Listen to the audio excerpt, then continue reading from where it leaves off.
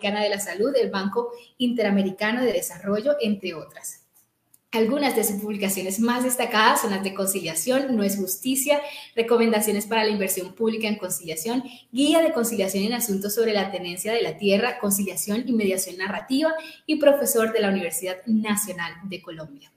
También me acompaña y doy la más cordial bienvenida a Daniela Patricia Almirón. Ella es abogada y mediadora, máster en mediación y resolución de conflictos, experta en terapia de familia sistémica por la Universidad Complutense de Madrid. Directora ejecutiva del Centro Internacional de Estudios sobre Democracia y Paz Social, docente de pregrado y posgrado, integrante de la Red Federal de Mediadores con Perspectiva de Género de Argentina, diplomada en Liderazgo y Negociación, coordinadora parental.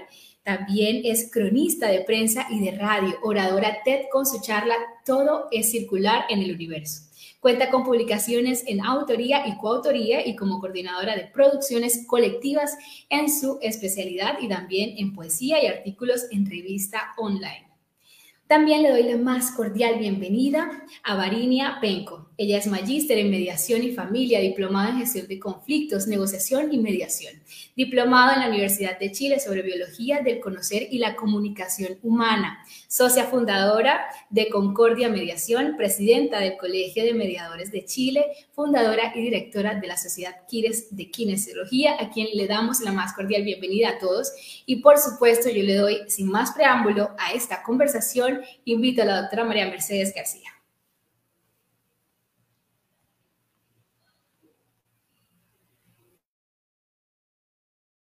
Estamos aquí para tener esta conversación, ser un ejemplo de conversación. Entonces, lo primero que les voy a invitar es a que pensemos cuáles serían esas reglas que se requieren para llevar a cabo una conversación que parece imposible, pero hacerla posible. ¿Cuáles serían entonces esas reglas que nos ponemos como conversadores? Entonces, si quieres, adelante, Diana. Bueno, muchísimas gracias por la invitación. Es un honor estar con ustedes. Y pensando en estas reglas que deberían aplicarse, por lo menos hay dos que me parecen fundamentales, que son la base, el pilar de toda esta cuestión de las conversaciones imposibles. Y el primer paso es la construcción de confianza y la legitimidad por parte de los participantes hacia el mediador. Este tipo de conversaciones es fundamental que el facilitador pueda construir eso, esa confianza, ese vínculo, por lo menos la legitimación de los participantes. Ahora, ¿qué pasa? Esto puede llevar más o menos tiempo, más o menos problemas si una de las partes del conflicto es el gobierno y los facilitadores trabajan para el gobierno justamente, porque entonces pueden ser percibidos como no neutrales ni imparciales. Entonces, si eso sucede, tienen que trabajar como un poco más. Si los facilitadores pertenecen a una organización contratada por el gobierno, bueno, ese malestar es mucho menor. Ahora, si el gobierno no es parte del conflicto de estas conversaciones imposibles, en general no hay ningún problema. El segundo paso básico, o sea, como norma, es el consentimiento informado que la gente debe entender qué significa y que ayuda a que la gente, las personas, participen en forma espontánea. El facilitador debe asegurarse que cualquier acuerdo sea con un consentimiento informado, o sea, que sepan las personas exactamente cuáles son los puntos a los que arriben las responsabilidades que acarrea la toma de decisiones. Y algo que es básico es no tener agendas ocultas, sino como facilitadores asegurar un proceso transparente y democrático. La agenda que tenemos, pero que es compartida, es sobre los temas a tratar, los contenidos y los procedimientos a utilizar. Esto tiene que ser compartido con todos. Si hay alguna persona que eventualmente no lo comprende bien qué es lo que significa, bueno, pues debiera volverse a explicar hasta que no hubiera dudas al respecto. Y entonces las personas pueden realmente confiar en este proceso. Perfecto. Entonces, asumimos que para tener una conversación imposible necesitamos un mediador. Ustedes nos dirán si se requiere o no, porque ese era el primer planteamiento que nos hacíamos cuando pensábamos que queríamos facilitar espacios de diálogo entre líderes de opinión que tuvieran posturas opuestas. Entonces decíamos, ¿se requiere o no un mediador? Y Diana está presentando unas reglas del juego que son confianza y legitimidad, consentimiento y no mantener agendas ocultas, pues con la idea de que sí se requiere un mediador. Ahora escuchamos a Graciela Frías. Gracias y un gusto estar aquí con todos ustedes, con amigos que hace tiempo no veía y feliz de estar con ustedes. Cuando tú ahorita nos hiciste la pregunta de qué reglas podría haber, yo pensé hasta reglas en este encuentro nuestro, ¿no? Sí, exacto. Lo de esto mismo. Sí. Y a mí me gustaría pensar en que una regla es tratar de sentirse libres para expresar lo que realmente se cree y se piensa, ¿no? Que habláramos desde el corazón y desde la experiencia, tanto experiencia propia como laboral, como en esas intervenciones que hemos hecho en diferentes conflictos. Y bueno, sumaría una tercera, aunque sé que pediste una o dos, pero que disfrutemos el encuentro, que disfrutemos, que nos permitamos disfrutar para que esto se dé en la diversidad que de seguro va a implicar, ¿no? Ahorita mismo estoy viendo que Diana lo vio desde una perspectiva y yo desde otra. Bueno, pues de esto se trata, de la diversidad que en un momento dado puede convivir en este momento de encuentro. Perfecto, muchas gracias. Entonces, hablar desde el corazón, desde la experiencia y disfrutar desde la diversidad que nos planteamos. Entonces, les queríamos mandar una tacita, pero no alcanzó a llegar. Pero si se pueden ir tomando su cafecito, su mate, nos ayudaría a estar disfrutando. Entonces, ahora invito a Harvey.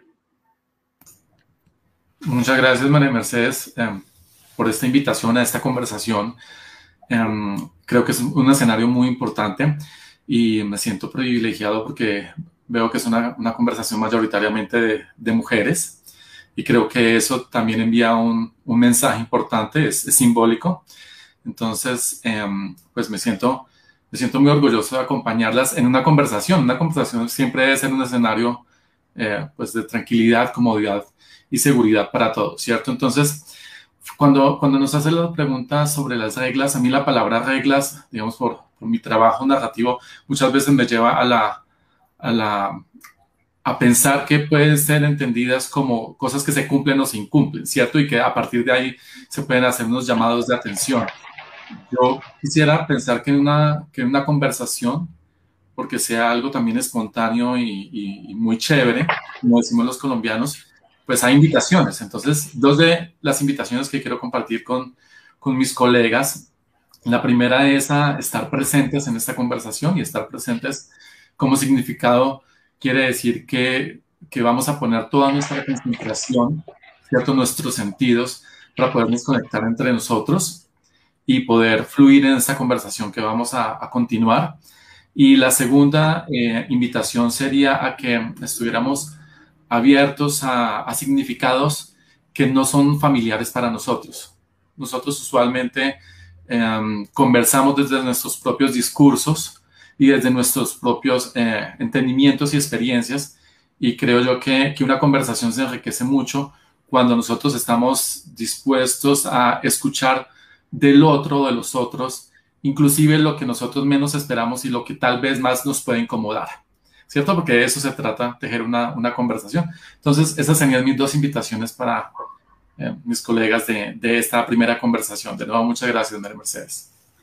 Muchas gracias a ti, Harvey. Y precisamente hay algunos libros denominados Conversaciones Imposibles, y el objetivo de las conversaciones es tratar de persuadir y de convencer al otro sobre la postura que tú tienes. Entonces, creo que la invitación que nos hace Harvey precisamente es de escuchar desde la diferencia, estar presentes y no con ese objetivo de tratar de persuadir al otro de mi postura, porque entonces ya no tendría como un objetivo genuino.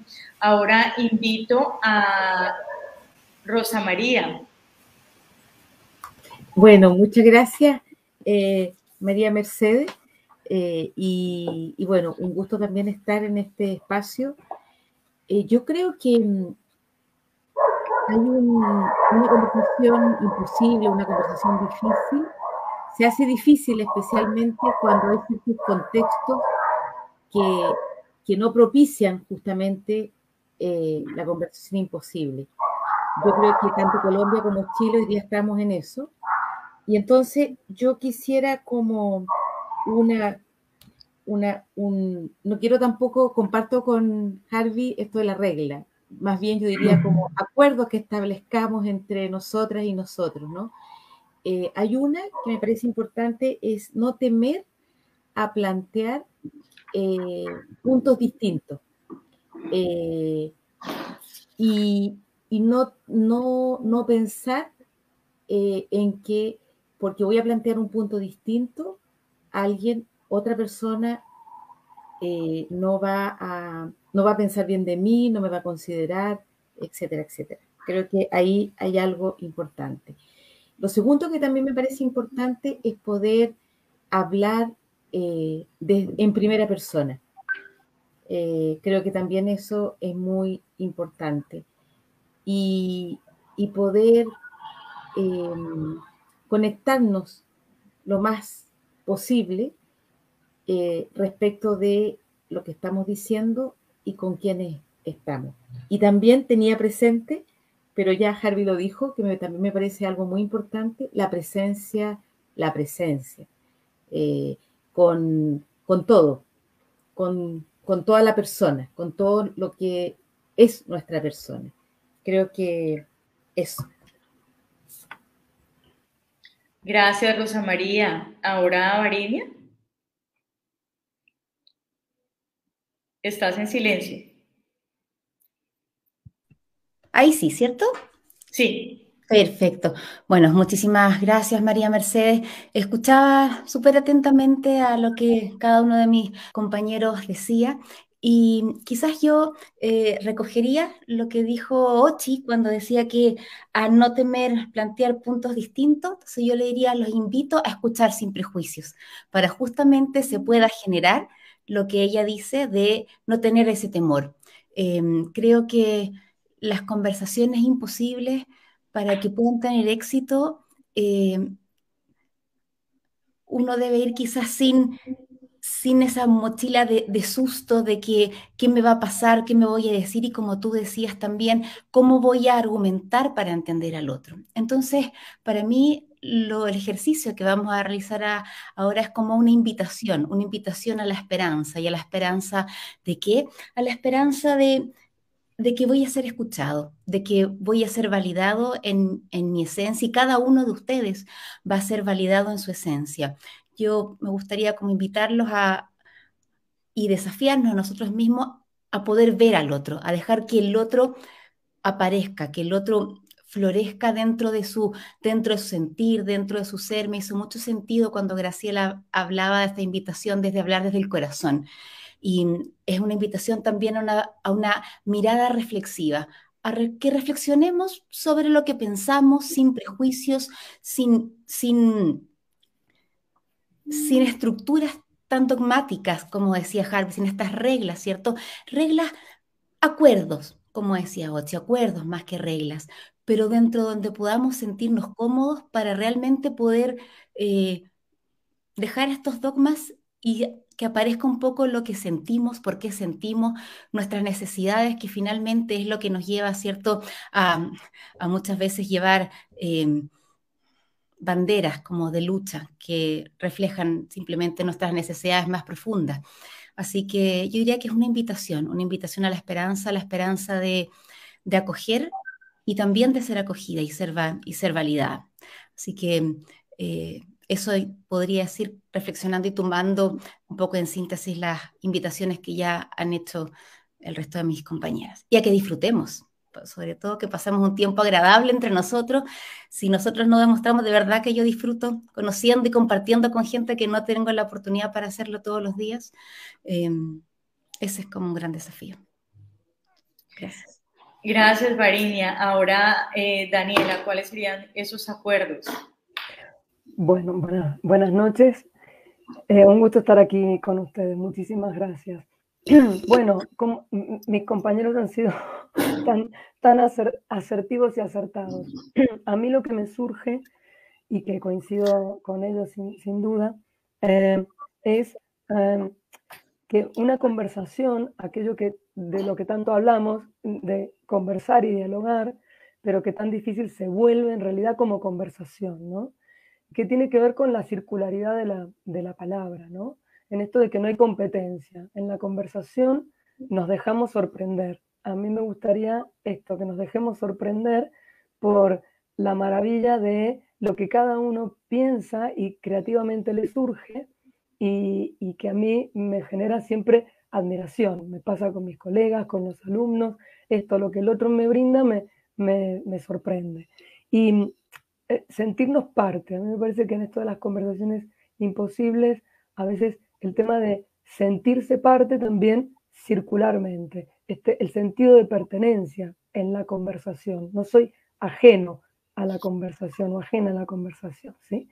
Y esto es lo que propondría, que muy asociado a esto que plantean de la presencia, ¿no? De sentirnos parte. Gracias. Gracias, Daniela. Les contamos entonces que tenemos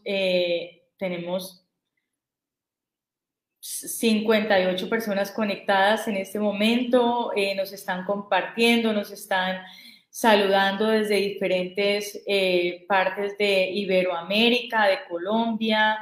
Entonces, un saludo para todos y todas. Nos saludan también de Bolivia, de la Universidad San Francisco Javier de Chuquisaca, Bolivia. Un saludo para nuestros amigos bolivianos.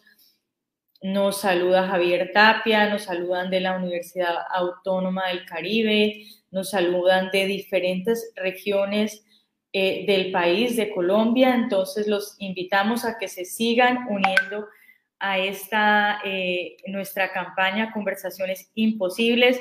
Ya tenemos unos acuerdos planteados para esta conversación que se tendrían que aplicar, que sugeriríamos que se aplicaran para ese tipo de conversaciones. Se refieren a, pues, hacer presencia, a disfrutar, a sentirse parte de, a no juzgar, a no tener prejuicios. Entonces, la primera pregunta es que si ustedes consideran que hay temas imposibles y cuáles serían esos temas imposibles.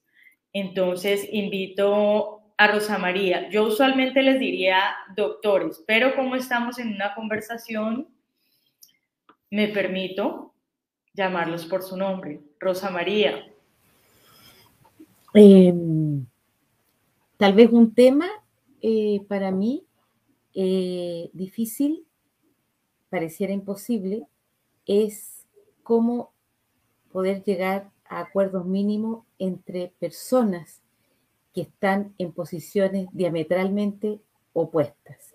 Y cuando me refiero a posiciones diametralmente opuestas, me refiero principalmente a posiciones que tienen que ver con temas políticos, valóricos, ideológicos. Perfecto, gracias, Rosa María. Ahora, Varinia.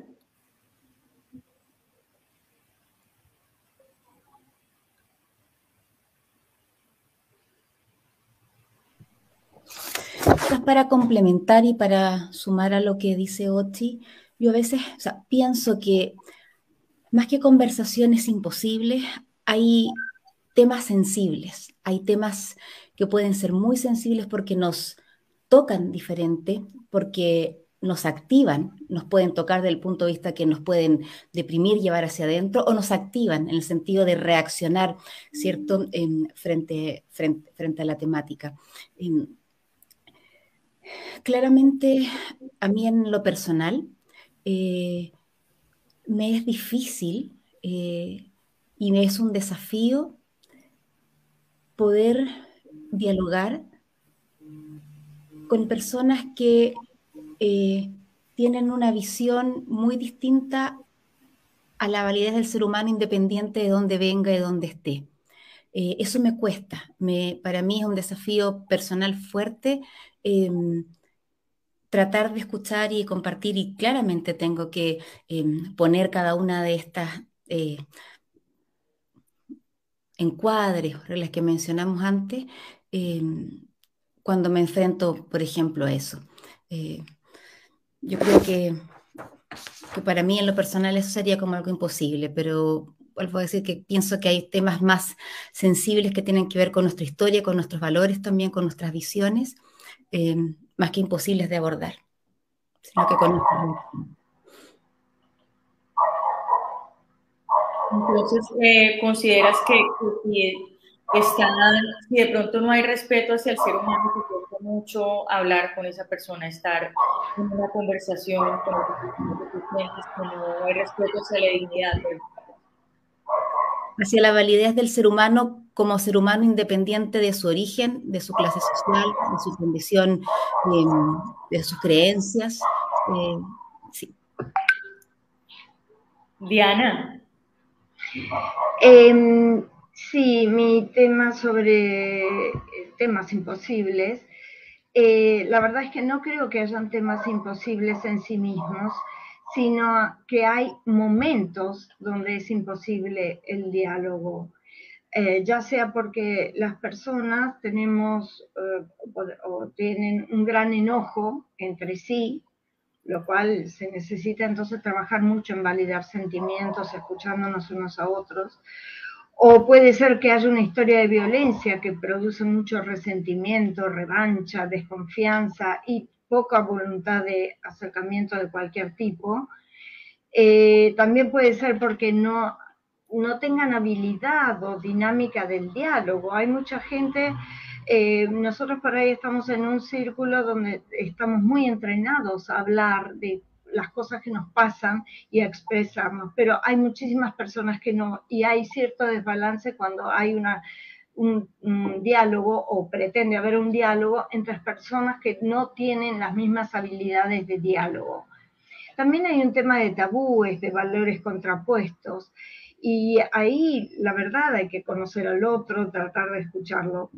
Pero, por ejemplo, para dar un ejemplo concreto, en Argentina habían temas imposibles, digamos, hace 20 años atrás, como por ejemplo temas como la unión homosexual, el aborto, la violencia doméstica, la perspectiva de género, etc. Hace 10 años ya se veía una pequeña apertura para hablar de estos temas. Hoy en día son una realidad legislada. Por eso creo que hay momentos difíciles o vedados y otros momentos más comprensivos. Obvio, siempre va a haber quien no se quiera mover ni un milímetro de lo que piensa siempre, y está bien, es respetable, porque total, para que nos respeten a nosotros, también tenemos que respetar al otro. Lo que sí insistimos es en el reconocimiento de dignidad hacia el otro y el derecho a disentir, porque eso nos hace salir de la cuestión puramente personal y reconocer el derecho a pensar diferente, sumar las diferencias, por decirlo de alguna forma más sencilla. Pero básicamente es eso. Graciela.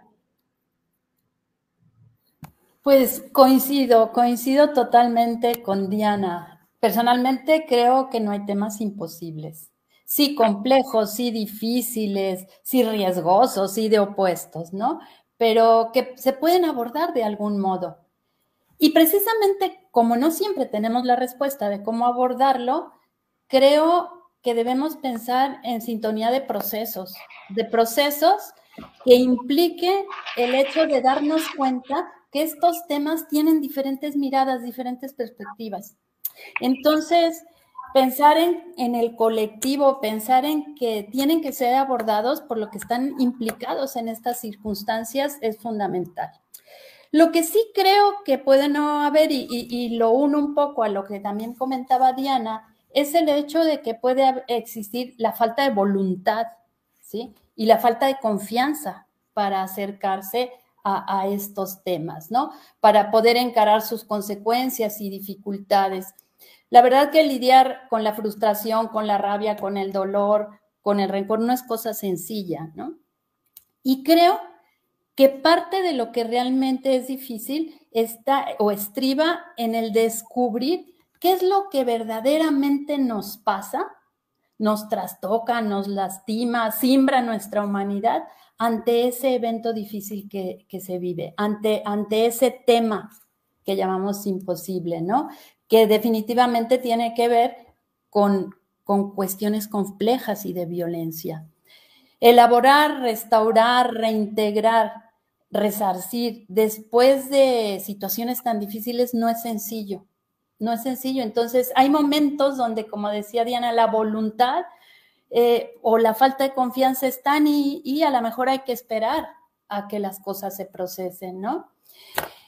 Ante la imposibilidad de abordar estos temas que llamamos imposibles y que yo ya quisiera irle quitando el in para decir posibles, ¿sí?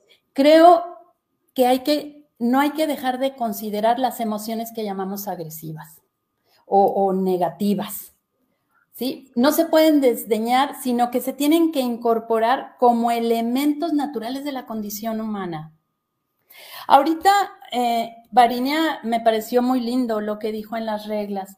Hay nada más una cosita en la que difiero y que yo muchos años lo repetí así, pero en los últimos años me lo estoy cuestionando. No creo yo poder escuchar sin prejuicios. Traigo una historia de vida personal, traigo ciertos conocimientos, traigo ciertas creencias, entonces ante lo que se me presenta, automáticamente hago un juicio, ¿sí? Ahora, la conciencia de ese juicio es lo que es interesante, porque no debo permitirme ni lastimar, ni desdeñar, ni hacer un lado, ni ofender a alguien que piense diferente o sienta diferente que yo. Entonces, yo sí me cuestiono que en los temas difíciles habría que, no sé, que probar cosas diferentes, que realmente entran las habilidades que ya hablaremos de ellas, de sentir lo que los otros. Pero algo que me parece fundamental es empezar a tomar en cuenta aquellas emociones que calificamos como negativas, ¿no? Y con esto, un último comentario, es que este evento me ha permitido empezar a considerar que creo que hay que honrar el conflicto de otra manera, respetarlo de otra manera, entender sus diferentes dimensiones, ¿sí? Como proponen Mari y Danilo, unos amigos italianos, dice, ¿por qué no lo empezamos a respetar como respetamos la naturaleza, como respetamos el medio ambiente? Con el fin de contener y reducir en lo más posible los daños que podemos llegar a sufrir por el estallido de su fuerza. Entonces, no sé, creo que cuando hablamos de temas imposibles, tenemos que como ampliar la mirada para ver cómo los abordamos. Y no yo, no los que llaman expertos, que no lo somos, como bien dijo Alex, sino las personas que están involucradas en una determinada situación. Bueno, creo eso. Muchas gracias, Graciela. Entonces, esto los invito a que estamos en una conversación y pueden pues replicar, presentar alguna postura opuesta, porque eso es lo que precisamente pasa en una conversación. Entonces, Graciela nos dice que hay que honrar el conflicto y que definitivamente tenemos prejuicios y llegamos a un conflicto o llegamos a cualquier situación con prejuicios porque tenemos valores que siempre están presentes, sino que hay que ser consciente de los prejuicios. Ahora invito a Harvey. Gracias, María Mercedes. Creo que que cada uno de nosotros asume la pregunta desde diferentes marcos conceptuales y creo que eso también, digamos, hace parte de la riqueza de una conversación. Cuando yo interpreto la pregunta de temas imposibles, entonces yo lo hago a través de mi lente narrativa y digo, temas no los encuentro. Creo que lo que pasa precisamente es lo contrario, que frente a muchos temas, nosotros los catalogamos o los categorizamos como imposibles y precisamente en esos temas, que son muchísimos, es cuando más necesitamos dialogar, porque cuando no hay diálogo, viene el silencio y con el silencio viene la violencia, ¿cierto? Viene la acción. Entonces, quisiera compartir 3 ejemplos de ello que en este momento me acabo de caer en cuenta de ellos, para hablar desde nuestra experiencia colombiana.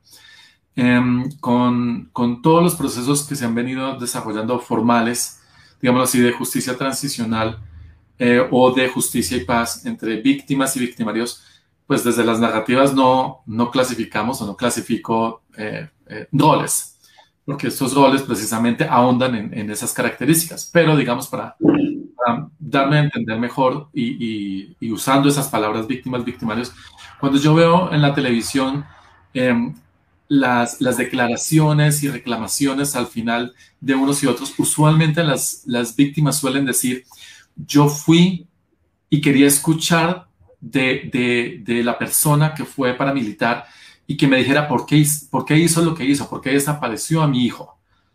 Y no encontré esa respuesta. Es decir, esa persona está abiertamente para mí diciendo, quiero dialogar con esa persona, pero todos los procesos formales e institucionales no lo permiten, porque a esta persona le dan el micrófono, el uso del micrófono, y es de una declaración.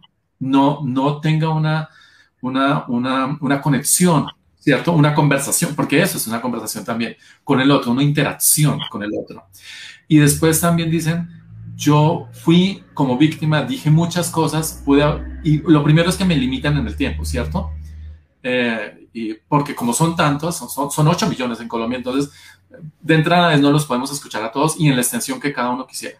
Entonces tienes 15 minutos y al final la persona dice, yo quería que me escucharan y no me sentía escuchado.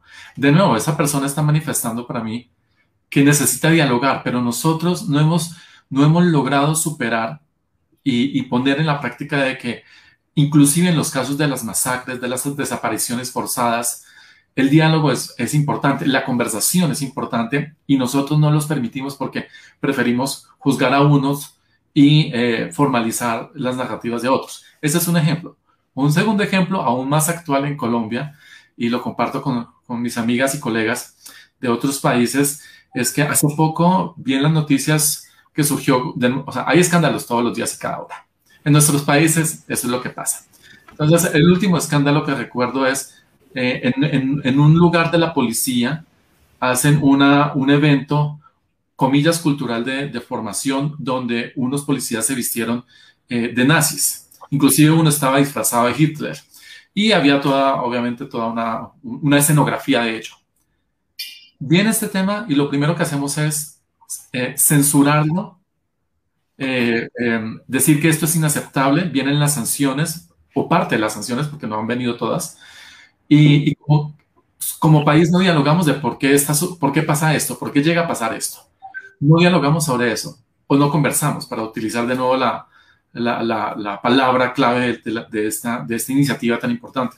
Entonces, frente al escándalo, el asunto es, queremos sanciones, queremos autoridad, queremos reproche, pero no dialogamos. O sea, en los hogares colombianos, cuando vemos eso en la televisión, yo me pregunto cuántas veces entre padres e hijos o quienes están frente a la televisión, cuando pasa esto en las noticias, decimos, oye, y yo quisiera saber un poco más sobre esto, porque la noticia solamente es un título, ¿sí?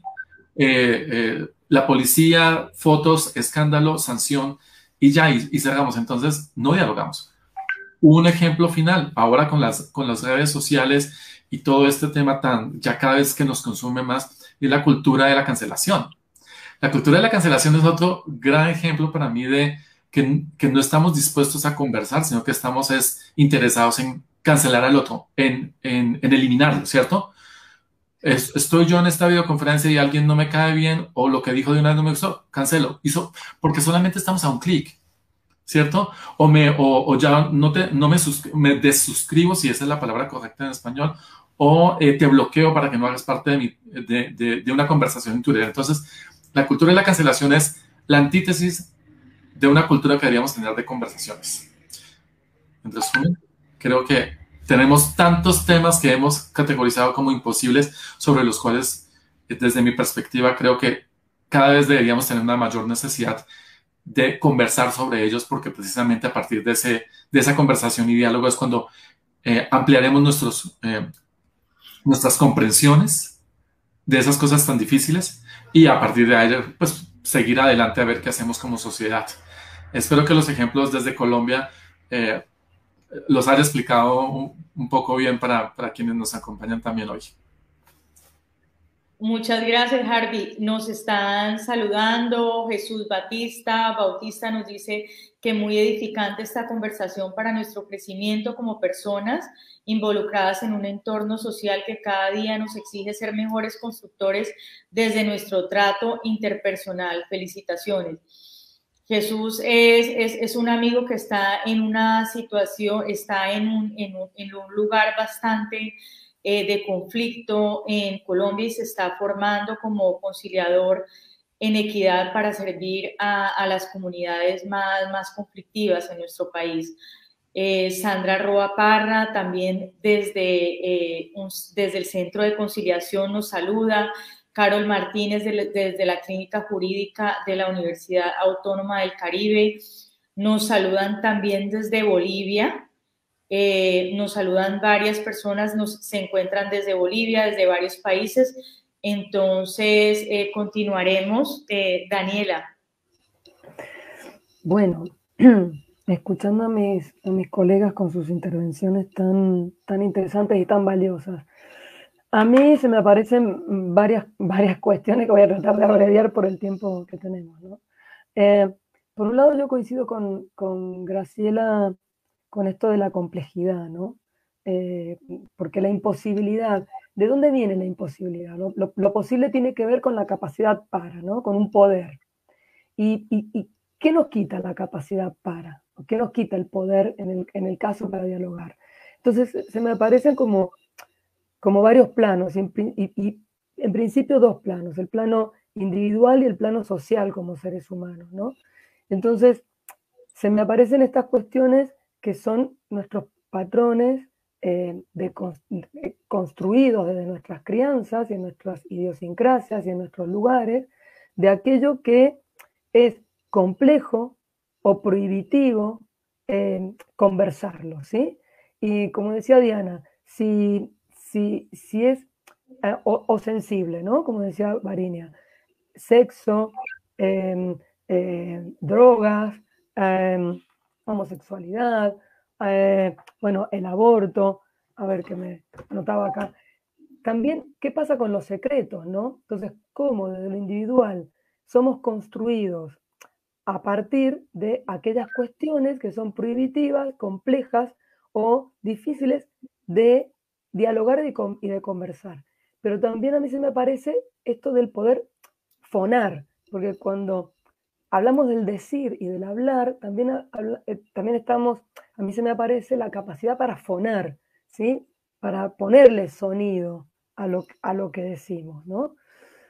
Y por otro lado, en el plano social del que formamos parte como individuos en una comunidad, también qué patrones nos han construido como individuos formando parte de esa comunidad, en estas cuestiones que no son posibles, no hay capacidad para, o no hay poder para poner en una conversación, en un diálogo, ¿no? Y nos llevan a las inercias de esas construcciones de conversaciones complejas. Entonces, se ensambla esto y trasciende a la comunidad. Cuando yo hablaba de sentirnos parte, es porque cada acto individual tiene un efecto en la comunidad, ¿sí? Porque formamos parte de la comunidad. A veces no dimensionamos el efecto que tiene nuestro acto individual, desde la familia, de nuestro trabajo, si lo hacemos en la universidad, en el lugar que estemos. Entonces, se me aparecen tantas personas atendidas en mediación y facilitación que me decían, va a ver que no va a poder hablar con él, o no va a poder hablar con ella, porque no se puede hablar.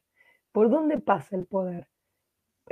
O el no poder. Por esto que dice Graciela del proceso, yo también coincido en esto de que la gente a mí me sorprendía, y siempre me sorprenden las personas, cuando advierten que tienen la posibilidad de sentirse escuchados y que les digan, no estoy de acuerdo con lo que me dices, pero estoy entendiendo lo que me dice, ahora lo entiendo, ¿sí? Y poder decirlo también al otro, no estoy de acuerdo, no coincido, pero ahora soy capaz de entenderte.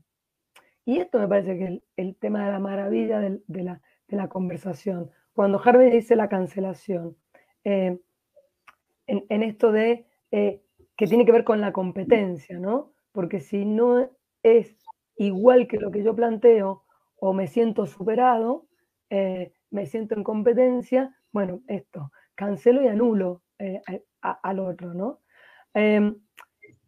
Entonces esto, a mí me parece que no hay que perder de vista, desde mi punto de vista, justamente el tema de con qué patrones nos construyen en nuestra individualidad y se nos construye comunitariamente, que los arrastramos como inercias y que hay que deconstruir, ¿sí? Está demostrado de la neurociencia que al cerebro, si le damos una información, él se produce un cambio neuronal.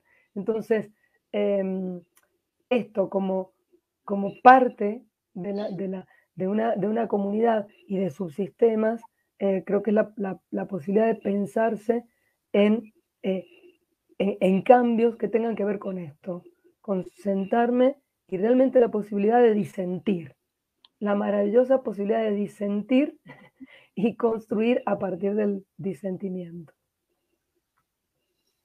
Bueno, tenemos muchos comentarios que nos hacen de toda Latinoamérica, diferentes personas que están conectadas en este momento. Muchos de ellos y ellas son abogados. Uno de los propósitos de este espacio precisamente es incorporar esas discusiones sociales sobre el diálogo, las problemáticas, en el tema del derecho, porque a veces nos desconectamos y los discursos de las problemáticas, de las complejidades de la violencia van por un lado y pareciera ser que el derecho no tiene nada que ver con eso. Eso pasa en mi país, no sé si en los países de los demás, como en Argentina, en Chile y en México pasa un poco de esa manera.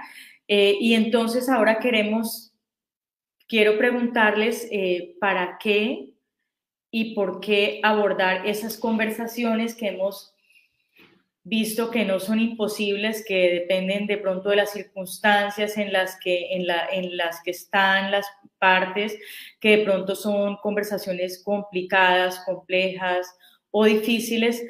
¿Para qué y por qué es importante abordar estas conversaciones? Harvey. ¿Por qué y para qué? O sea, es como la pregunta del millón, pero creo que estamos, o estoy convencido que las conversaciones son la fuente por la cual nosotros podemos comprendernos y me resuena mucho lo que acabo de escucharle a Daniela para llegar al menos a un punto donde digamos, estoy en desacuerdo contigo. Sin embargo, te entiendo, te comprendo, tengo un mejor entendimiento de tu perspectiva, de tu punto de vista o de dónde vienes con esto, aunque sigamos teniendo dos puntos de vista diferentes. Entonces, creo que más allá de por qué y para qué, para mí es una necesidad humana el que debamos promover las conversaciones para que nosotros como seres humanos podamos realizar nuestras vidas. Yo sé que eso suena muy, muy genérico, muy etéreo, hasta muy romántico, pero yo creo que nosotros merecemos un mejor mundo y no un mundo futuro, sino un mundo presente, ¿sí? Cada uno de nosotros merece un mejor escenario. Por ejemplo, si vamos a nuestro lugar de trabajo, nosotros mismos a través de una buena conversación o unas buenas conversaciones podemos llegar a construir y a mejorar el ambiente laboral que hay, empezando por la erradicación, si es posible, aunque sea un ideal, del acoso laboral, ¿sí? Lo cual obviamente destruye la vida de las personas y las hace miserables en un escenario tan importante como es el trabajo. Que las personas, o yo como ser humano, trabajo para ser feliz. Lo mismo puede ser en la familia. Merecemos unas mejores relaciones familiares y un mejor entorno familiar, porque la familia es de donde venimos y con quienes terminamos nuestras vidas, y merecemos un mejor entorno donde nosotros podamos coexistir y desarrollarnos como seres humanos. Todos queremos desarrollar y cumplir con nuestros sueños y nuestras metas de vida, y la falta de diálogo o de conversaciones nos lo impiden. Y como tenemos una gran incapacidad humana porque llevamos miles de años y esta es la hora que todavía no aprendemos nosotros en nuestra evolución a conversar, porque la violencia es la manera que ha predominado nuestra historia humana, y eso es supremamente decepcionante y triste y apocalíptico, el que los seres humanos nos apasionamos por la guerra, o la humanidad ha estado siempre apasionada por la guerra, la violencia y el ganar y el someter a los demás. Y todas nuestras historias, las que nos rodean, son así, ¿cierto? De un país frente a otro, de una cultura frente a otra, de un grupo frente a otro, de un ser humano frente a otro. Entonces creo que si podemos hacer un cambio en ello, pues las conversaciones nos permitirán a nosotros avanzar, si así lo queremos, en la felicidad que todos merecemos. Porque lo contrario es la violencia, el drama, el trauma, el conflicto en el sentido de la destrucción, de la eliminación del otro, y creo que podemos hacerlo mejor. Entonces, desde lo macro, creo que la pregunta a mí me lleva a pensarlo esta es una apuesta de vida. Gracias, Harvey. Daniela. Vale. En esto del por qué y el para qué, el por qué que nos lleva al pasado y el para qué al futuro, ¿no? ¿Por qué? Porque necesitamos comunicarnos y nos comunicamos todo el tiempo influyendo en los demás y somos influidos por la comunicación y por la comunicación en la conversación, ¿no? Creo que es un destino a respetar, diría un autor que me gusta mucho. ¿Para qué? A mí lo que me surge es, y creo que un poco tiene que ver con lo que dice Harvey, pero a mí me parece con esto de lo saludable. Es decir, también entiendo que hay momentos para las conversaciones, pero el tema es que en la medida que podemos tener esas conversaciones sobre los temas complejos, difíciles, sensibles, genera un alivio. Aquello que se va guardando, en algún momento, desde lo físico, de lo emocional, tiene un efecto en nosotros contraproducente negativo. Y a la vez, en esto que planteaba lo de los planos, como comunidad, creo que sucede lo mismo. Hace a comunidades más saludables el poder tener conversaciones, verdaderas conversaciones, en las que cada uno y los sectores puedan argumentar y puedan escucharse entre sectores y ambientes y subsistemas. Y creo que todos queremos una vida saludable. Y cuando hablo de saludable tiene que ver con esto, con poder decir lo que se quiere decir y saltar miedos individuales y saltar miedos comunitarios, porque también estamos atravesados por esto de los temores, ¿no? Los temores al qué sucede cuando digo, qué sucede cuando decimos. Y creo que es esto, desde mi parecer, hacia a una comunidad más saludable, individuos que desde lo personal tienen esta capacidad, trasciende a la comunidad y tiene efectos insospechados y multiplicadores. Rosa María. ¿Por qué y para qué? Yo creo que hay situaciones cuando no son posibles de abordar, de conversar, que generan mucho dolor, mucho sufrimiento, muchos quiebres en distintos planos, quiebres personales, quiebres interpersonales, quiebres sociales, fracturas que pueden ser muy profundas. Y creo que todo eso puede llevar por una parte a situaciones de mucha violencia, puede sostener o agravar situaciones de violencia ya existentes y puede, y aquí lo pongo en el contexto de nuestros países y de mi país en particular, cuando eso no sucede y como dice Lederach, los conflictos que no son tratados pueden generar largos ciclos de violencia y de dolor. Y yo lo digo hoy día porque creo que me hace total sentido lo que estoy diciendo, porque estamos en momentos difíciles, complejos, de mucha desigualdad que han venido acrecentándose con la llegada de la pandemia. Como algunos y algunas de ustedes han dicho, estamos en contextos de polarización y eso puede ser muy destructivo. Y porque podemos retroceder retroceder a momentos o a situaciones que han generado mucho dolor. Y por lo tanto, yo creo que es necesario poder conversar, poder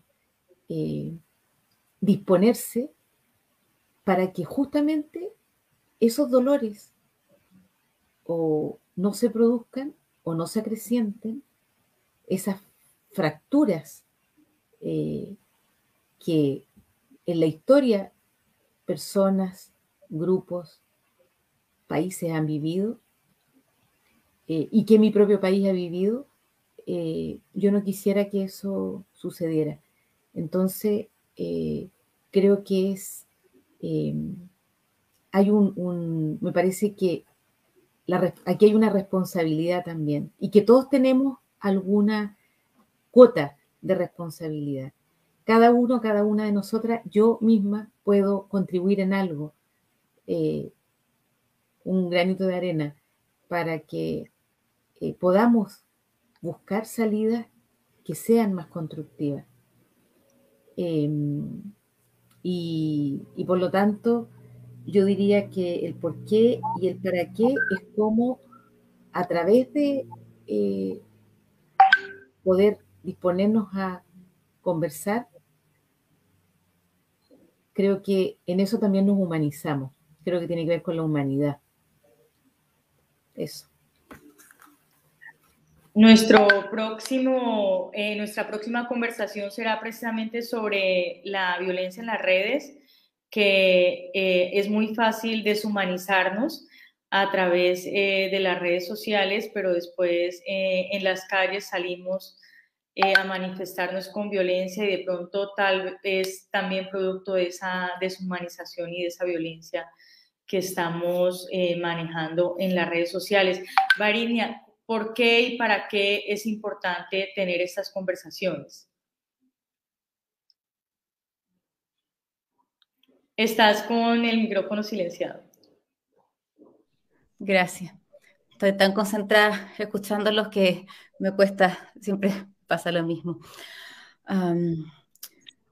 Yo creo que si se realiza en el tiempo adecuado, ¿cierto? En el momento adecuado, cuando yo sea capaz también de haber procesado lo que me pasa, porque creo que es sano. O sea, creo que llega un minuto donde, si no, ¿qué? De verdad, si no se rompe, o sea, se sigue este ciclo, ¿cierto? De violencia, de distancia cada vez mayor, cada vez más grande. Y, y creo que uno necesita tanto expresar qué es lo que le pasa. Y ahí comparto cuando decía Graciela, que bueno, y te agradezco, Graciela, que hayas hecho ese punto, porque de los prejuicios, cuando invitaba a escuchar sin prejuicios, es justamente, y sí lo tomo, eh, asumiendo que yo ya entendí cuáles son justamente mis propios prejuicios, mis propias posturas que me permitan decir, a ver, ¿por qué dice lo que dice? ¿Desde dónde dice lo que dice? ¿Cuál es la historia que lo llevó a pensar así? Y eso cuesta. Y para yo llegar a poder estar en esa posición, tiene que haber habido un propio conocimiento también personal de lo que a mí me pasó, de lo que como yo vivencio, la diferencia que el otro tiene, porque muchas veces cuando son temas tan polarizados me provocan, me mueven y muchas veces reaccionamos de la manera que quizás uno sabe. Y creo que la violencia es una manifestación muy profunda de necesidades no satisfechas y no escuchadas, que en el fondo es como llegar y decir, ¿sabes qué? Por favor, escúchame lo que necesito, ya no importa la razón, simplemente necesito expresar, necesito sacar de mí lo que está pasando conmigo, lo que estoy sintiendo. Creo que como países y en eso países hermanos, siento que Colombia y Chile tienen una realidad que la podemos mirar, que podemos vivirla en conjunto, que se nos paran los pelos en lo personal de ver a tantos jóvenes perdiendo vidas, perdiendo campos visuales. ¿Hasta cuándo? ¿Hasta qué? ¿Hasta qué punto? Y después de eso, ¿qué? ¿Hasta dónde vamos a llegar con su postura y mi postura? Se hizo un punto, es distinto. ¿Y ahora qué? ¿Qué más? Creo que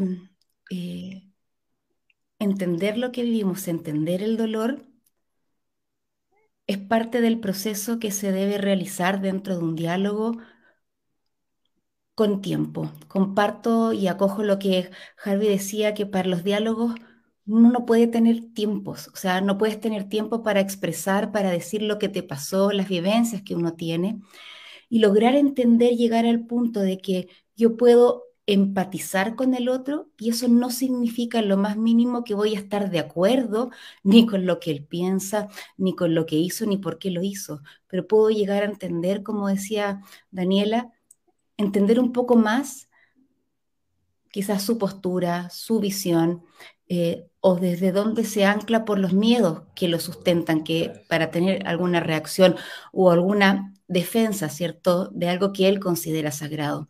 Algo que le he dado mucha vuelta a nivel como social es que aún las personas con una visión más polar, yo creo que se levantan en la mañana queriendo construir un país mejor, aunque sea distinto, pero ellos lo que quieren es que quieren construir un país mejor, quizás de una manera distinta a la que yo puedo pensar, pero de verdad él se levanta diciendo, quiero que mi país sea mejor, y el otro también.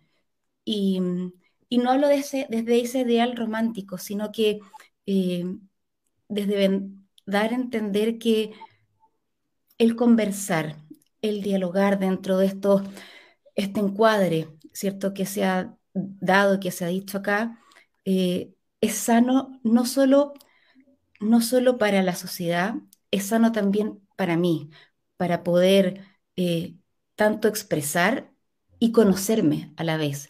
Muchas veces al hablar al otro me doy cuenta de mis propios juicios, no incluso hacia el otro, sino desde donde yo también he armado mis propios dogmas, mis propias historias, mis propias convicciones.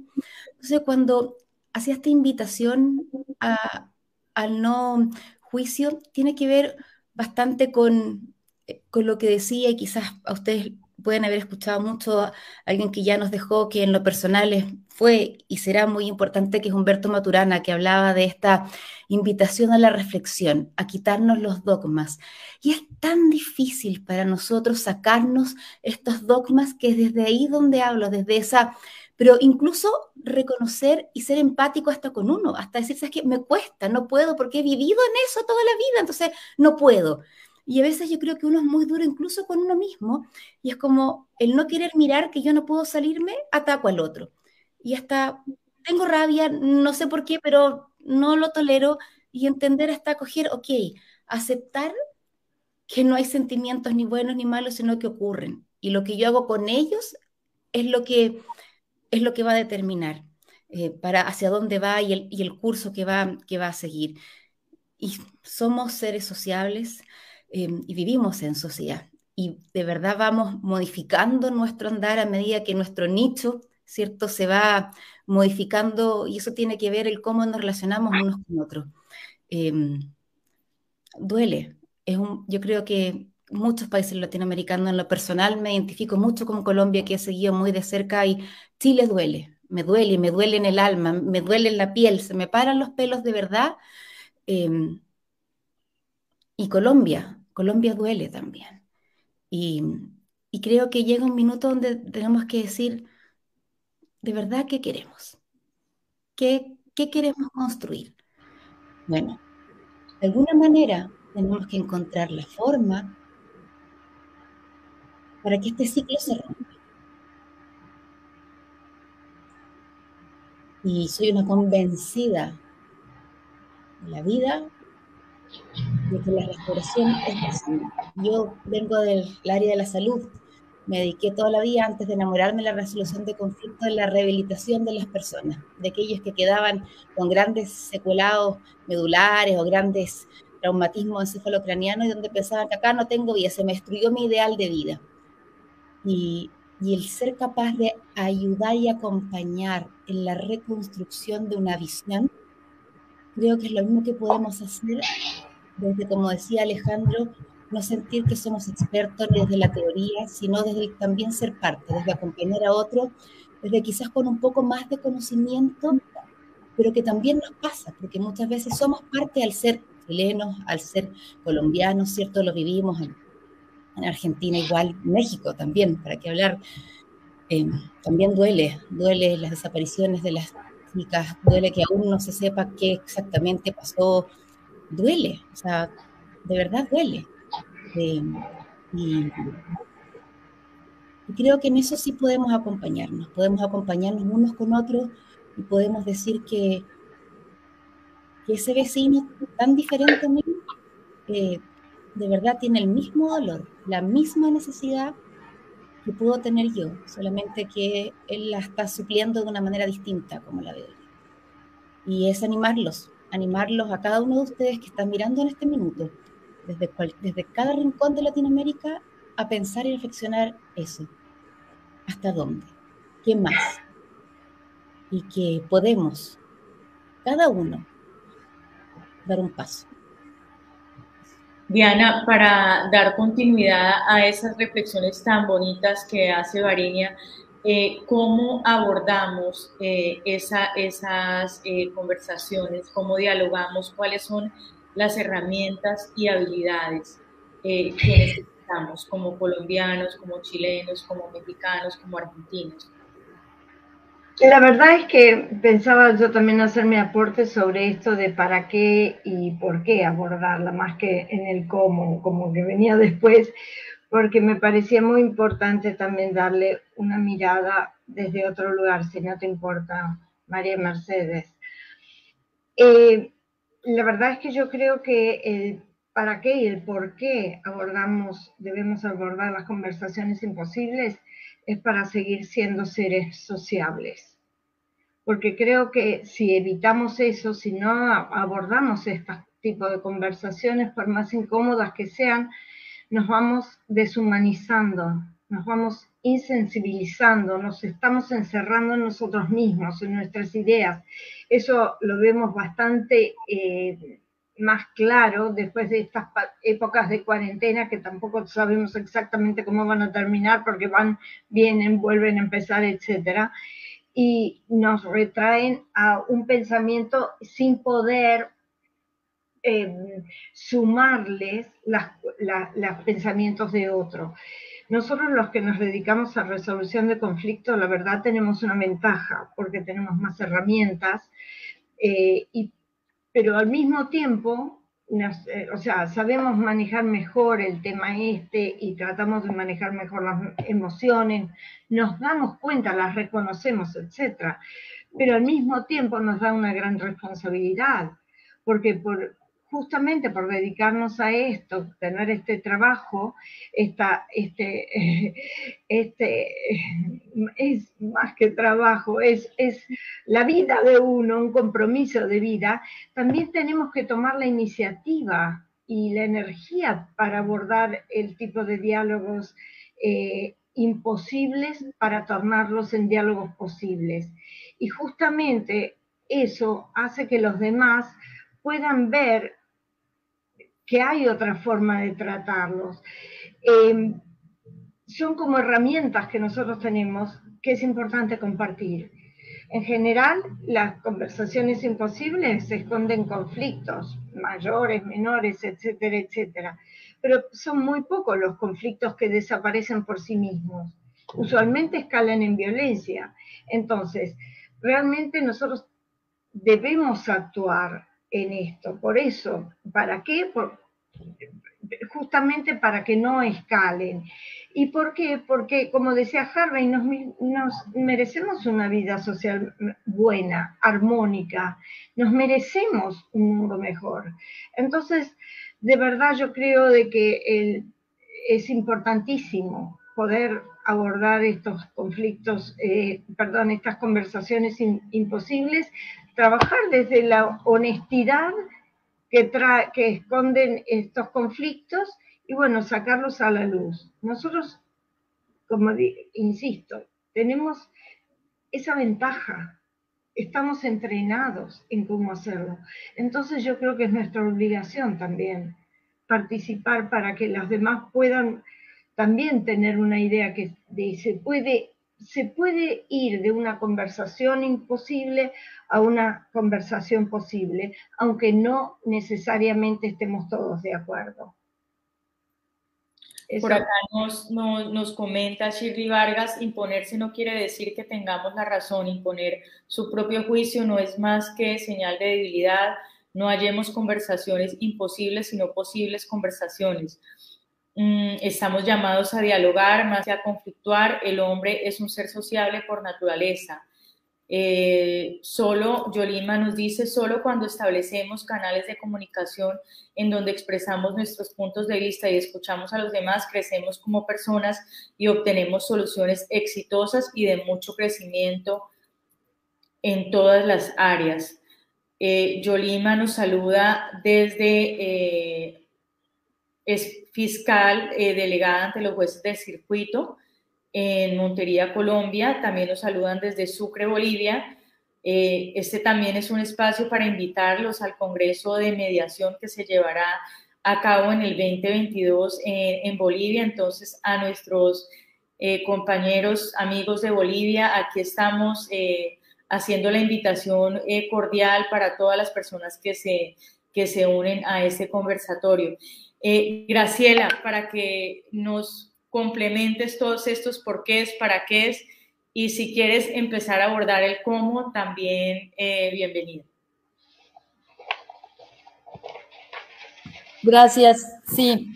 A ver, todos los comentarios y las opiniones, como dice Harvey, desde diferentes puntos de vista, me parecen enriquecedoras.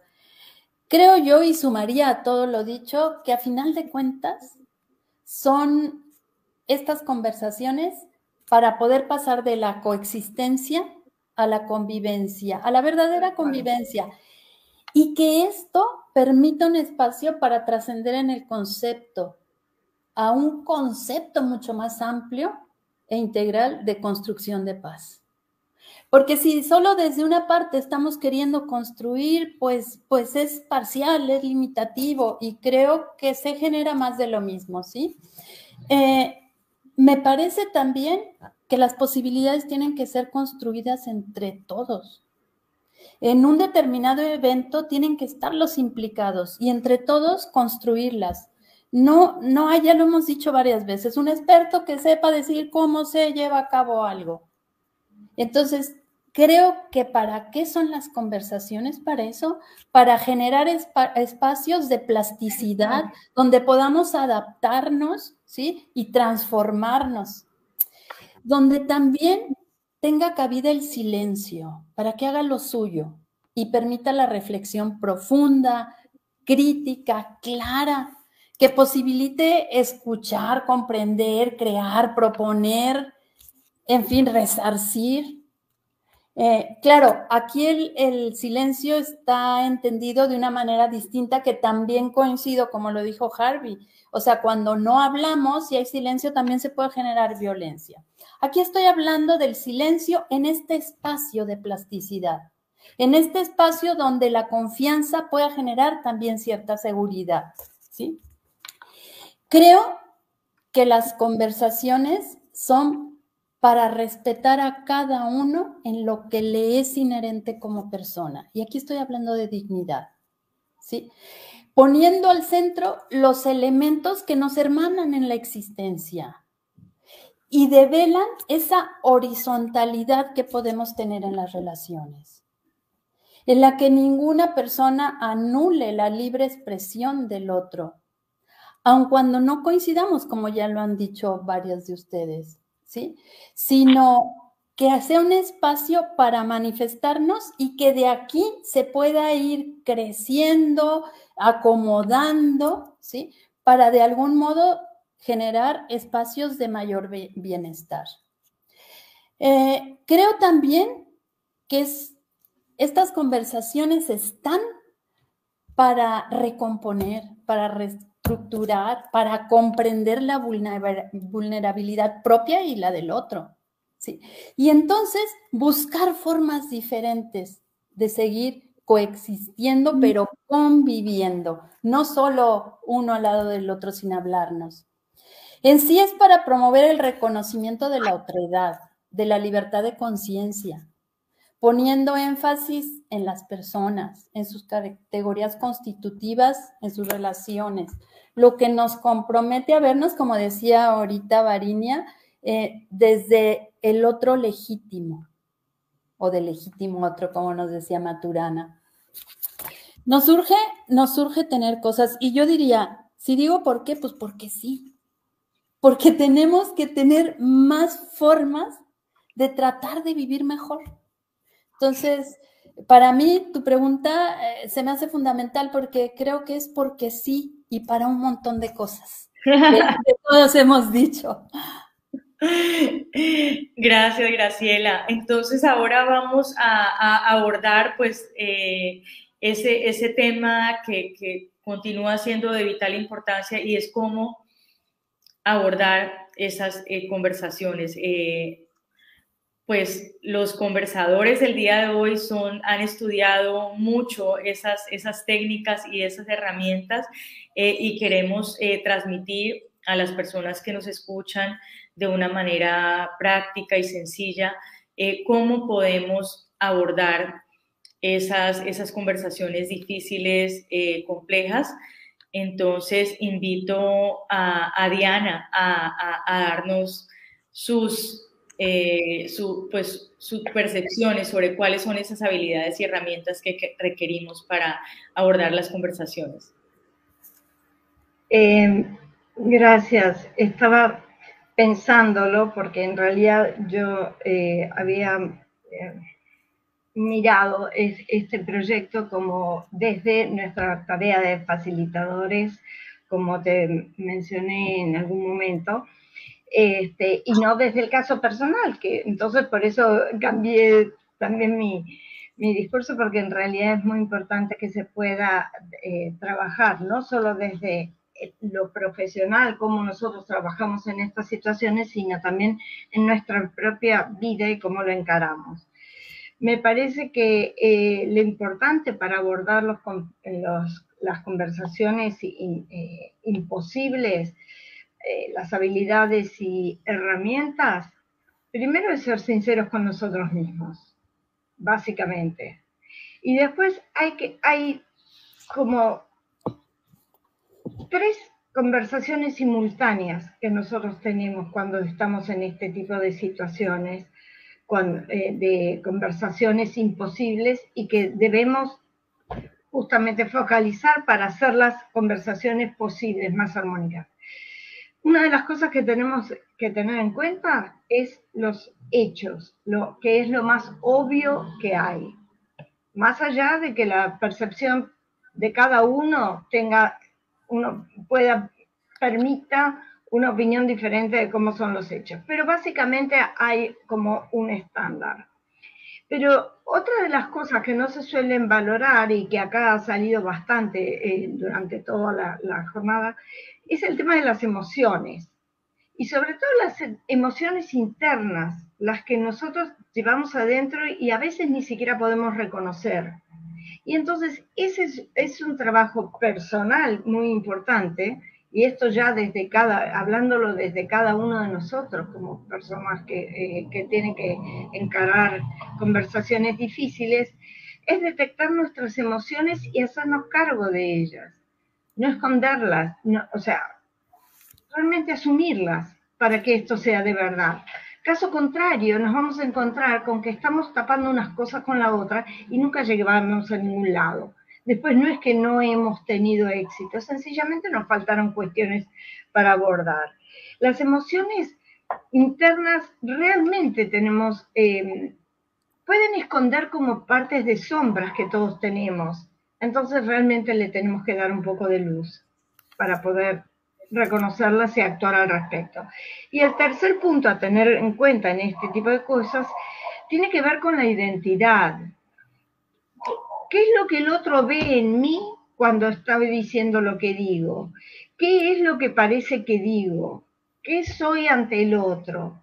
Y esa parte, muchísimas veces las personas tendemos a protegerlas, y para que no queden un poco desvalorizadas nos mantenemos tercamente en algún comentario, en alguna posición, etc. Es desde este lugar, desde el reconocernos que podemos salir de eso, es donde me parece que vamos a poder realmente tener más caminos, no solo herramientas y habilidades, sino también más caminos para poder abordar este tipo de situaciones. Y no solo eso, no nos tenemos que olvidar que esto es bastante contagioso. Cuando uno empieza a tener otros tonos para hablar, empieza a tener otros sistemas, otra apertura para hablar de los temas, aún los más espinosos, en general la gente también se le abre como una puerta para poder participar en forma diferente. Lo hice lo más cortito que pude. Gracias, Diana. Graciela. Bueno, creo que las conversaciones imposibles, obviamente, ya lo dijo Diana, se abordan con conversaciones, con diálogo, con espacios de reflexión, ¿sí? Sin embargo, estos procesos creo que hay que cuidarlos, y hay que cuidar desde la calidad de la preparación hasta la calidad del acompañamiento que se hace en el proceso. Es importante destacar el elevado significado que tiene para la seguridad, la confiabilidad y el compromiso la participación directa de los implicados, ¿no? Ya nos los comentaba algún día Lederach, me parece que lo escuché decir, esto de las representaciones de personas en temas complejos, pues limita la participación, ¿no? Es también importante la voluntad. Me parece fundamental. La idea de ir más allá, tanto de los que queremos apoyar estos procesos, como de los que participan directamente en la circunstancia que se está viviendo. esta disposición o decisión de querer entrar a lugares difíciles y considerar que se pueden llegar a hacer otras cosas me parece fundamental. Sabemos que las habilidades sociocognitivas, prosociales, etcétera, a final de cuentas nos permiten la interacción con los demás en los distintos contextos sociales que estemos incluidos. La escucha activa, la asertividad, la compasión, la comunicación no violenta, la resiliencia, el manejo de emociones del que nos hablaba ahorita Diana, etcétera, facilitan la producción de opciones para poder gestionar las diferencias. Sin embargo, creo yo que la mayor o menor eficacia en la utilización de las habilidades va a depender de esto que también ella mencionaba, la percepción que se tiene de sí mismo para generar diferentes alternativas ante lo que se está viviendo, ¿sí? Esto me lleva a mí a suponer que algo fundamental es el trabajo en el autoconocimiento y, asumo, en la capacidad de reflexión ante las cosas que se nos van presentando. Si somos conscientes de nuestros sentimientos, opiniones y de las razones que guían nuestras acciones, podemos encontrarnos en mejores condiciones para entender a los demás.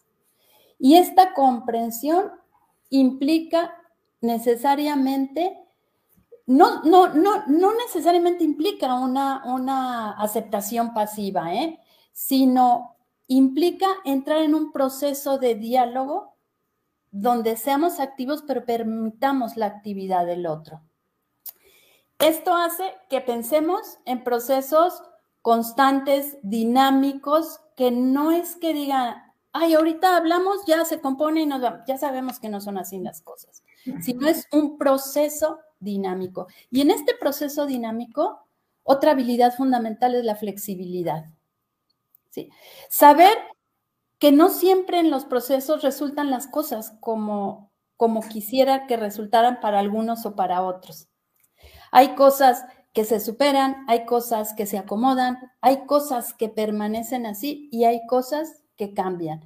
De hecho, sorprendentemente, de repente podemos ver que las relaciones se pueden componer aún en polarizaciones muy, muy extremas. Y a veces no, se requiere tiempo. Creo, en verdad, que como facilitadores, mediadores, consultores, hay que estar donde están las personas. Hay que ir al encuentro para escuchar y para generar confianza. Tener el tiempo en estos procesos para llegar a la esencia de lo que realmente es importante. Apoyar en rescatar las verdades. Definitivamente, enfrentar situaciones de conflicto con principios que ayudan a abordar la complejidad, el sufrimiento y los procesos no es cosa fácil, ¿sí? Aún con conocimientos que tengamos, yo creo que algo que no podemos dejar de lado es la sabiduría propia de los implicados.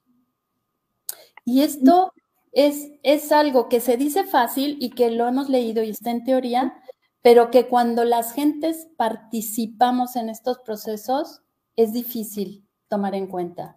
Porque como ya sabemos, como ya hemos leído, como ya, etcétera, etcétera, etcétera, y nuestra intención es muy buena, a veces nos olvidamos que el trabajo es autocompositivo, que el trabajo les pertenece a las personas. Y bueno, para ya dejar la palabra, yo tengo una propuesta, bueno, un comentario. A mí me gustaría que las conversaciones no se llamaran imposibles, sino posibles, porque aunque entiendo perfectamente el sentido del término aquí, el problema es que si me sigo pronunciando conversaciones imposibles, cabe la posibilidad de creérmelo, ¿no? Lo dejo aquí, gracias. Gracias, Graciela. Harvey. Para seguir sumando la conversación, sin calificativo por ahora. Entonces, quiero comentar dos cosas que me llaman profundamente la atención de Diana y Graciela rápidamente y comento la herramienta que quería compartir con ustedes. sobre las emociones. No quiere decir que yo entienda que así lo ha comentado Diana o Graciela. Quiero hacer esa aclaración, pero sí quiero atreverme a decir aquí que a mí me sorprende y rechazo cuando en la literatura y en la práctica de la resolución de conflictos hablamos de las emociones como cosas que los seres humanos deberíamos controlar, porque en el fondo son entendidas como negativas. Es decir, que nos desestabilizan, ¿sí? Que además son asociadas en su discurso final con lo femenino, aquí todas mujeres, y que entonces nos enseñan que buenas prácticas es controlar la emoción. Buenas prácticas es no expreses tu emoción, porque la emoción no va con la razón y con la lógica y en una buena conversación, negociación, mediación o facilitación, la razón prima, ¿cierto? Entonces, al menos, pues yo sí quisiera mencionar que creo que ese es un punto que deberíamos tener entre nosotros conversaciones más adelante, porque creo que el paradigma está dado con las emociones para la administración de las emociones y creo que eso también no nos ayuda dentro de nuestra disciplina. Y en relación con lo que nos comenta Graciela, estoy de acuerdo con ella. Creo que la participación tiene un gran reto en Latinoamérica y es nuestra cultura de la formalidad. Es decir, nos inventamos procesos de diálogo, procesos de conversación, procesos de participación donde realmente las partes no participan. A las partes se les dice tiene turnos, tiene micrófono aquí, pero no nos estamos escuchando. Entonces, la participación no es solamente el decir algo, la participación es que mi voz realmente sea escuchada y comprendida y podamos construir a partir de ello. No es solamente el ejercicio de participar. Y por eso las conversaciones y los diálogos y las mesas de diálogos fracasan cuando nosotros estamos felices con la formalidad de se abrieron mesas de diálogo, ¿sí? Y estamos encantados abriendo mesas de diálogos cuando realmente decimos que todos participaron porque es un check que queremos confirmar, como que sí lo hicimos y es un check, pero no es realmente un ejercicio de participación real, digámoslo así. Entonces, muy chévere escuchar a Diana y a Graciela con lo que ellas nos comentan. Y como herramienta, pues en la narrativa existen muchísimas. Yo sí tengo que seleccionar una que últimamente me ha llamado más la atención, aunque obviamente no quiero decir que es la mejor. El reposicionamiento a mí me gusta mucho porque nos permite a nosotros cuando estamos haciendo una conversación el poder reflexionar y analizar cómo el otro me está posicionando en una historia y cómo yo estoy en respuesta a ello posicionando al otro y a partir de eso se da pues una espiral que muchas veces lo que nos hace es pues romper esa conversación. Entonces, si le prestamos atención a qué posiciones nosotros estamos tomando en nuestras narrativas y a partir de ello podemos hacer ese ejercicio tan importante que es que la posición que invitamos al otro sea legítima, yo creo que eso puede ser un paso importante para promover mejores conversaciones. Y pues, María Mercedes, en la caja de herramientas que ustedes van a lanzar y están trabajando ya, pues los invito a que ahí todas las personas consulten, los interesados, las diferentes herramientas. Ahí de mi parte voy a presentar el reposicionamiento de una manera más detallada con ejemplos y técnica. Solamente por ahora dejo que esa es una herramienta que me parece que tiene una gran potencialidad.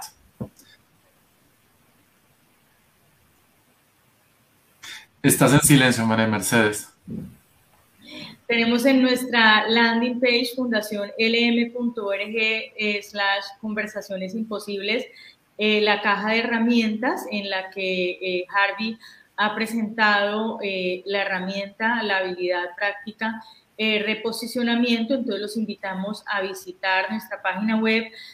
También los invitamos a inscribirse a este foro si están interesados en que los certifiquemos como personas que han apoyado la campaña y que están comprometidos con el diálogo en medio de la diferencia. Daniela. Vale. A mí se me aparece, bueno, más allá de esto de las herramientas e intervenciones, que podemos conocer y que además esto, los voy escuchando y claro, circularmente vamos coincidiendo, ¿no? Para mí el trabajo individual es importante. A mí siempre se me aparecen así varios planos. Digo, uno no es un ser, uno no es el facilitador o es la persona o es, somos varias, tenemos varios roles, ¿no? Entonces, por un lado, si lo pienso desde el mediador, facilitador, tercero que colabora en la construcción de que esas conversaciones se vuelvan posibles, yo creo que el trabajo personal, tal como lo dijo Graciela, para mí es particularmente muy importante. Es decir, considero que todo aquello que le proponemos a las personas a las que colaboramos para que tengan esas conversaciones y que sean empáticos y que conecten y que sean así y así, tenemos el desafío, sí, de construirlo con nosotros mismos. Que no somos perfectos, por supuesto, pero creo que el primer trabajo es construirlo con nosotros. Es decir, para mí, la primera intervención es con uno mismo. Y otra intervención con uno mismo es tener un vocabulario emocional. Porque cuando hablamos de emociones, por un lado es que para mí también lo considero en esto de la construcción individual para poder compartir con las personas con las que podemos ser convocados a colaborar, es cuánto yo reconozco en mí mismo las emociones para poder reconocerlas en los otros. Es decir, ¿qué ejercicio tengo de reconocimiento conmigo mismo, ¿no? Conmigo misma, de las emociones para conectar? Y además, ¿qué capacidad para ponerle nombre a las emociones? Porque no tenemos un ejercicio de vocabulario emocional. Y cuando hablamos de la posibilidad o de la imposibilidad, a mí me parece que también estamos hablando del lenguaje, de cómo hemos construido el lenguaje, cómo es nuestro vocabulario y cómo es nuestro vocabulario y nuestro lenguaje según donde estamos en el contexto, ¿no? En el contexto socioeconómico, cultural, geográfico, judicial, sociológico, antropológico. Y creo que como gestores de conflictos y de solución de conflictos, construir con nosotros ese vocabulario emocional, para ayudar también a las personas a ponerle nombre a las emociones, porque como digo, no venimos formateados para ponerle nombre, y sí tenemos una gran capacidad para atribuir al otro, pero no para reconocernos en nosotros qué sentimos. Esto para mí es muy importante y lo conecto con lo que decía Rosa María con respecto al dolor. En las conversaciones que son complejas hay dolor. Son personas dolientes las que tienen las dificultades para ponerse a conversar, ¿no? Entonces, por eso reconocer otro tipo y otras emociones. Y luego, ¿cómo nos centramos? Para mí las intervenciones tienen que estar centradas justamente en esto que venimos diciendo, hacia adentro y la aceptación. Estamos tan pendientes del afuera y el posmodernismo y la pandemia que ha agudizado brechas que ya existían y ahora las ha agudizado, por un lado nos ha traído poder construir conversaciones, pero por otro lado también ha potenciado la mirada del afuera, ¿no? Y la importancia que tiene la mirada del otro sobre mí para cómo me construyo. Entonces, creo que nos toca poder traer esto de qué importante ser quienes somos, ¿sí? Y ser genuinos. Y entonces una construcción con nosotros de genuinidad y poder aportar en una mesa de diálogo, si somos convocados, la posibilidad de ser genuinos con esto de la aceptación, que lo asocio también al tema de los prejuicios y preconceptos. Los propios que tengo, de qué van a decir de mí y cómo me ven los otros. Y vuelvo a lo individual, cómo nos vemos a nosotros mismos y poder apoyar a las personas en esto de que sean quienes son. Em, y por último, esto, disposición. Creo que tenemos que mostrarnos genuinamente dispuestos, tanto para dialogar como para ayudar a dialogar. No puede ser algo impostado, ¿sí? Tiene que ser verdaderamente genuina nuestra disposición y actitud dialogante para ayudar a dialogar.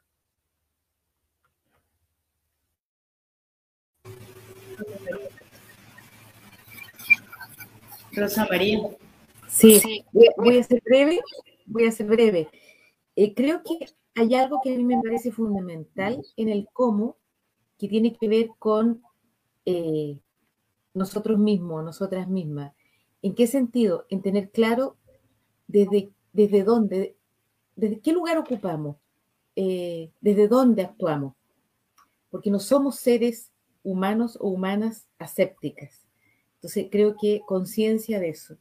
Lo segundo, poder, cada vez creo que son herramientas indispensables, poder comprender suficientemente la complejidad de las situaciones, de los conflictos, de los problemas.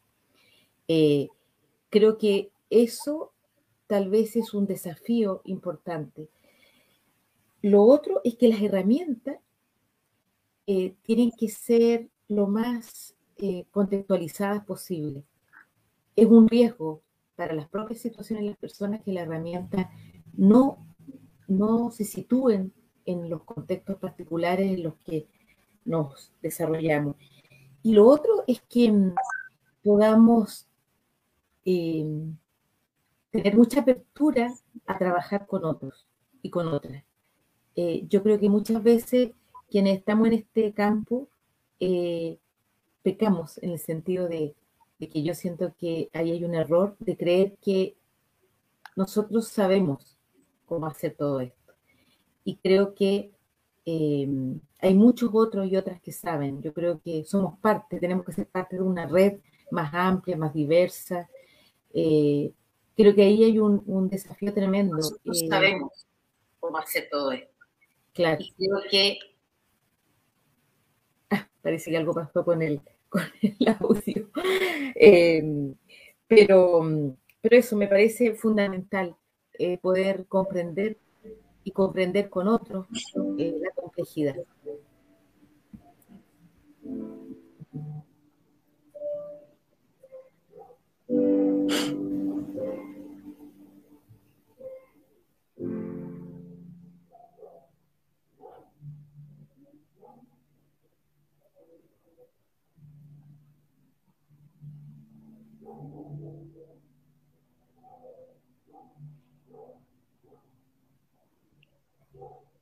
Varinia. Gracias. Sí, bueno, para redondear, me sumo y comparto todo lo que han expresado. Yo creo que cuando uno habla de temas tan quizás complejos a nivel social, sí creo que es bueno que exista un tercero imparcial, facilitador o un grupo profesional, ahí comparto con Rosa María, pero sí creo que es bueno que exista un tercero profesional que esté ayudando a facilitar estas conversaciones, ¿cierto?, complejas o difíciles. También pienso que es crucial preparar el diálogo. Siempre he pensado que no es simplemente llegar y conversar. Acojo lo que decía Daniela, en el sentido que debe haber una preparación no solo interna del mismo mediador, sino que de las partes. Muchas veces, si uno no está preparada, hay veces que uno anhela o piensa que va a escuchar cosas que no escucha, o escucha cosas que no está preparada para escuchar también. Yo creo que hay que tener una preparación para los diálogos complejos cuando existe mucho dolor. No es llegar y decir vamos a conversar y no importa la preparación o cómo esté o el estado en que estén las partes. Hay un tiempo para cada cosa y eso es crucial. Es crucial saber cuándo se conversa y creo que a veces hay un proceso mucho más largo para recién sentarse a conversar. O sea, nosotros estamos viendo cuándo vamos a sentarnos a dialogar, a facilitar, a mediar, y a veces la intervención es mucho antes. O sea, tenemos que hacer todo un recorrido. Si se da y nos sentamos, fantástico. Pero se nos olvida que no es llegar y sentarse, aunque debiera, pero los seres humanos no somos así. Dicho eso, creo que tiene que valorarse el proceso. el proceso de entender que en este proceso se avanza, se estanca, se retrocede, pero se crece. Y creo que mientras exista eso, el proceso fue beneficioso y fue valioso en lo personal y como sociedad, porque pudimos desarrollar habilidades y gestionar, ¿cierto?, nuestras conflictividad de una manera distinta, y el proceso creo que debe ser algo sumamente valioso. Rescato, en cortito, que sí creo que debe haber en este tipo de temas una gran participación, quizás por sobre una representación. Acojo eso, que mientras más personas participen y mientras también sean co-creadoras de esta forma de dialogar, de conversar según su cultura y su contexto y su visión, creo que tiene que ser bien representativo. Y de herramienta bien concreto, algo que últimamente me ha dado también mucha vuelta y me estaba resonando mucho, es las capacidades de la comunicación no violenta. Creo que si todos supiéramos como seres humanos desarrollar habilidades, y no estoy hablando del proceso, porque es bien fácil, son 4 pasos, no es llegar y aplicar, no, sino que si nos sumergimos un poco más allá en entender esos sentimientos y emociones y las necesidades que tenemos. No hablo de necesidades materiales, sino las necesidades emocionales que finalmente todo ser humano tiene, se puede facilitar bastante más las comunicaciones. Ahí tendría que explicar más allá, bastante más profundamente, así como dijo Harvey, del reposicionamiento en el caso de la comunicación no violenta, pero también la dejo ahí planteada como una herramienta que creo que es sumamente útil en algunas circunstancias. Eso sería lo que pudiera acotar. Muchas gracias. Bueno, nos están saludando de todos los países, de Bolivia, de Chile, de Uruguay, de Argentina. Nos saluda Vicky Findano desde Buenos Aires. Armando Ortega le pregunta a Graciela que si el tema o el diálogo imposible, ya Graciela nos aclaró que prefiere el diálogo posible, porque somos las personas que le damos la directriz y ponemos la barrera para provocar un conflicto. ¿Eso es cierto? ¿Usted qué opina, Graciela? Y la saluda especialmente Armando Ortega. Gracias. Gracias. ¿Me puedes repetir lo que pregunta Armando? Se me cortó un poco la señal y no escuché la... Dice que la directriz en realidad la ponemos nosotros para provocar un conflicto. Pero pues que somos las personas que hacemos que haya barreras para provocar esta imposibilidad, digamos. No entiendo muy bien la pregunta. Que si las personas ponemos la directriz, sí, en parte, y las otras la ponen cuando hay un conflicto, ¿no? O sea, cuando estamos hablando de diferencias y de diferencias en las cuales no nos podemos entender, así es. Si eso hace que se ponga el término de imposible, no, yo creo que a final de cuentas depende de la percepción de cada quien. Entiendo perfectamente el contexto en el que estamos hablando ahorita de las conversaciones imposibles, con la idea de hablar de la posibilidad o de lo improbable, que es otro término el que usa Lederer, que tiene que ver con aquellas conversaciones que pensamos que es difícil abordar, pero que existen algunas posibilidades, ¿no? Entonces, creo, a final de cuentas, que cuando hablamos de conflicto hablamos de aspectos relacionales, ¿no? Hablamos de aquellas diferencias que no podemos conciliar y de aquellas situaciones que pueden acrecentarse a tal grado que generan violencia. De eso es de lo que hemos estado hablando en esta ocasión. Que si lo hacemos las personas, sí lo hacemos las personas porque somos las que entramos en estas relaciones, ¿no?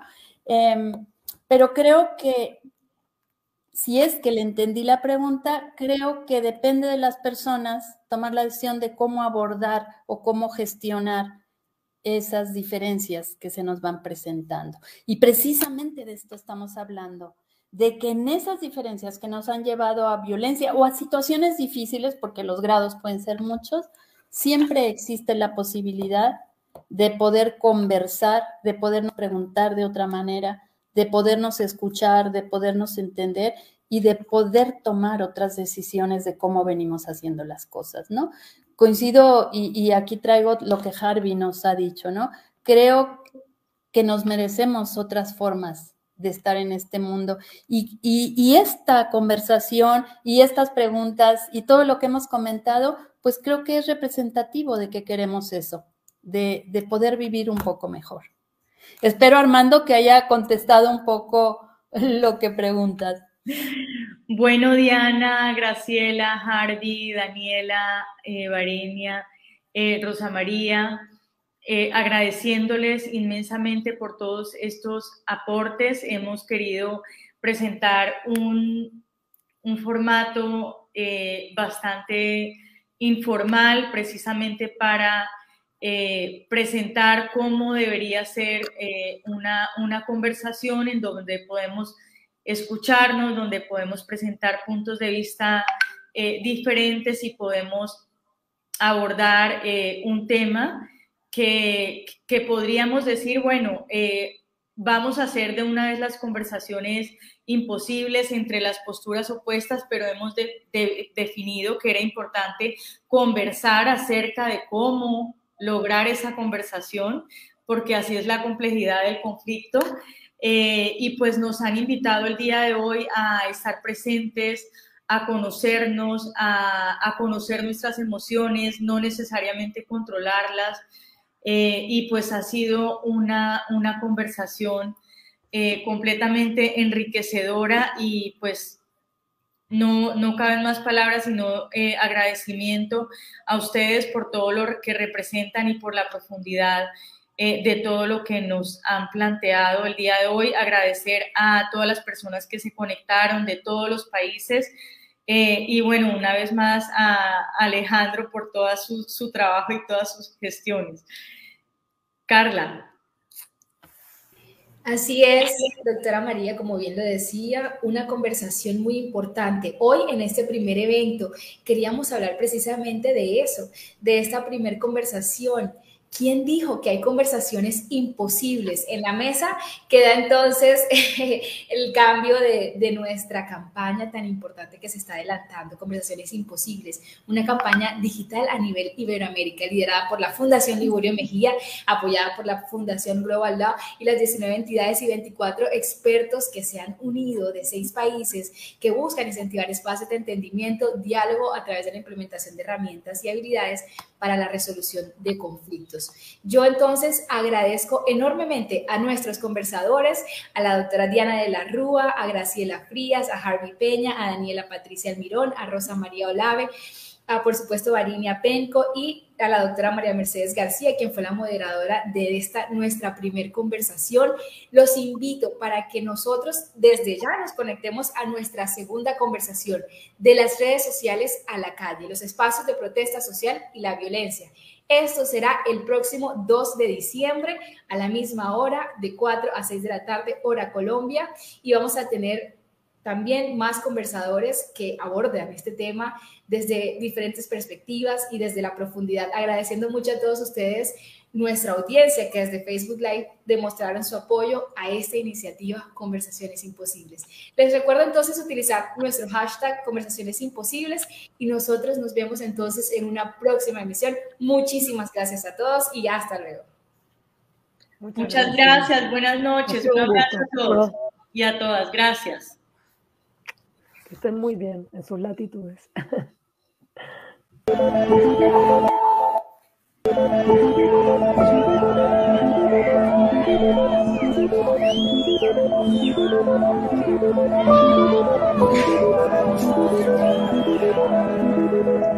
Me preguntaba qué se sentiría volar. ¿Por qué pierdes tu tiempo pensando en algo imposible? ¿Qué tiene de malo? Mi padre decía que a veces él pensaba en 6 cosas imposibles antes del desayuno. Alicia en el País de las Maravillas.